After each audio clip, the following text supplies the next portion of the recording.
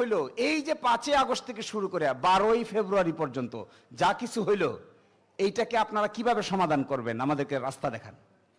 আমি তো সাহস করে বলি, আমরা যে পথ দেখিয়েছি এই পথের বাইরে আপনারা যদি আরো কোনো গ্রহণযোগ্য পথ দেখাইতে পারেন, এটা আমাদেরকে অ্যাকসেপ্ট করে নিতে কোনো আপত্তি নাই। দেখান। মাথায় যদি গিলু থাকে তাহলে দেখান, কলবে যদি জোর থাকে তাহলে ওপেন করেন। মাথায় যদি ব্রেইন সেল উর্বর হয় তাহলে উর্বর ব্রেইন সেলের চিন্তাটা তো আমরা দেখতে চাই। প্রশ্ন করলে কি বলে জানেন? প্রশ্ন করলে বলেন যে সংবিধানের 4র্থ তফসিলে আমরা মেজর জেনারেল জিয়াউর রহমানের আমলে যা করেছিলাম এইটাই করব, এইটাই আমাদের উর্বর ব্রেইন। তো প্রশ্ন করলে মেজর জেনারেল জিয়াউর রহমানের আমলে যেটা করেছিলেন এটা ছিল বাংলাদেশ সংবিধানের 5ম সংশোধনী। মার্শাল্লাহ জারি হয়েছিল। 75 সাল থেকে শুরু করে 79 সাল পর্যন্ত বাংলাদেশের সংবিধানে যা কিছু করা হয়েছিল এ নিয়ে কোনো আদালতে প্রশ্ন উত্থাপন করা যাবে না, এই আইন তারা করেছিলেন।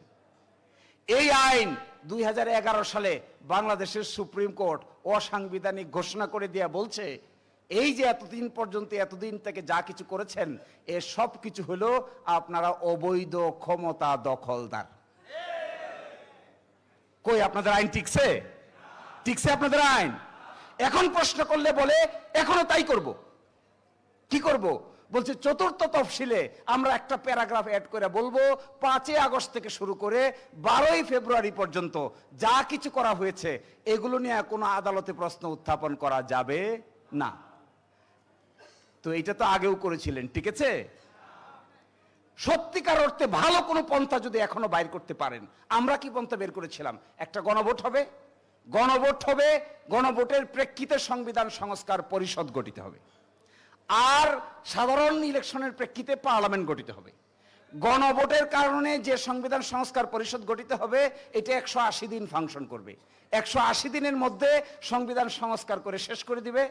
তারপরে গণভোটের মাধ্যমে যে সংস্কার পরিষদ গঠিত হলো এটা মৃত্যুবরণ করবে। আপনারা দেখেন না, কাকড়া নিজে বাচ্চা দিয়া বাচ্চার জন্ম দেয় কিন্তু নিজে মরে যায় না? কাকড়া দেখেছেন নাকি জীবিত থাকে?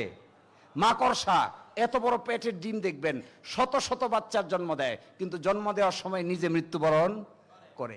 আমরা বলেছিলাম 180 দিন পরে সংবিধান সংস্কার সভা সংস্কারকৃত সংবিধানের জন্ম দিয়ে নিজে মৃত্যুবরণ করবে, আর পার্লামেন্ট থেকে যাবে। এরপরে ভবিষ্যতে 5ই আগস্ট থেকে শুরু করে 12ই ফেব্রুয়ারি পর্যন্ত যা কিছু আমরা করেছি এইটা নিয়ে বাংলাদেশের কোনো আদালতে আর প্রশ্ন উত্থাপন করা যাবে না। আচ্ছা বলেন তো, আমরা যে পথ বাতলিয়েছিলাম এটা কি শক্তিশালী ছিল না দুর্বল ছিল? তো শক্তিশালী পথ বাদ দিয়া দুর্বল পথ অবলম্বন করতে চান, এই বুদ্ধিটা কে দিল আপনাদের? এই বুদ্ধি তো আমি শেষ করে দেই একটা কথা বলে, আমার কাছে মনে হয় সরকার দলীয় বন্ধুরা আরো অনেক বেশি লেখাপড়া করা উচিত।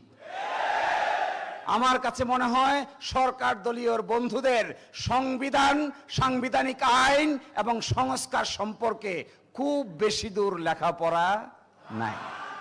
আল্লাহ আপনাদের লেখাপড়া করার তৌফিক দান করুন।